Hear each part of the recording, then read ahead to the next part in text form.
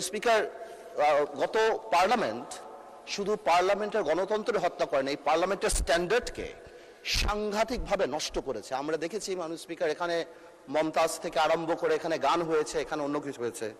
আমার কাছে মনে হচ্ছে যে ডাইরেক্টলি ওদিকে না গেলেও কিছু কিছু জায়গায় কিন্তু আমরা ওদিকে চলে যাচ্ছি। আমরা কিন্তু মেম্বার অফ পার্লামেন্ট ছাড়াও we are the ambassadors of the parliament. আমরা যখন বাইরে কোথাও যাই আমরা এই পার্লামেন্টকে রিপ্রেজেন্ট করি।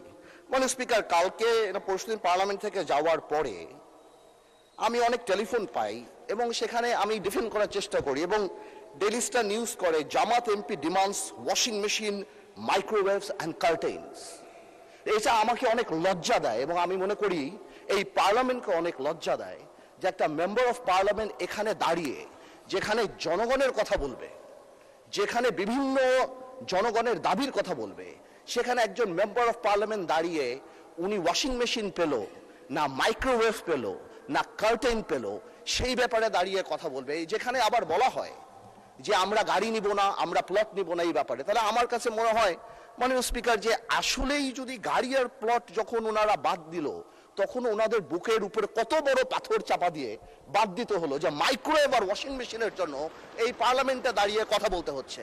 মাননীয় স্পিকার, আমার মনে হচ্ছে যে এই স্ট্যান্ডার্ড আর স্ট্যাচার আমাদেরকে মেনটেন করা উচিত এবং আমি বলবো আমাদের মাননীয় যারা আছেন ওনাদেরকে, স্পেশালি আমাদের বিরোধী দল, এবং এটা কালকে হয়তো আমাদেরকেও বলতে পারে, কিন্তু আমি জেনারেলি এটা বলছি যে উই মাস্ট স্ট্যান্ড। আমি শেষ করছি আতঙ্কি যে আমি খুব সিরিয়াসলি বলছি। তারপরে যদি আমার ভাই যেহেতু কমেন্ট করেছেন, উনি চান আমি ওনাকে এম্বারাস না করে আগামীতে যদি ওনার পর্দার মাইক্রোওয়েভ লাগে আমি আমার তরফ থেকে ওনাকে একটা মাইক্রোওয়েভ দিতে চাই এবং আমি প্রধানমন্ত্রীকে রিকোয়েস্ট করতে চাই যদি ওয়াশিং মেশিনটা উনি দেয়, এবং হোম মিনিস্টার থাকলে আমি বলতাম যে উনি পর্দাটা যদি কিনে দিয়ে ওনার সংসারটা আমরা গোছায় দিতে পারতাম, তারপরে যদি আমার পার্লামেন্টকে উনি এম্বারাস না করতো।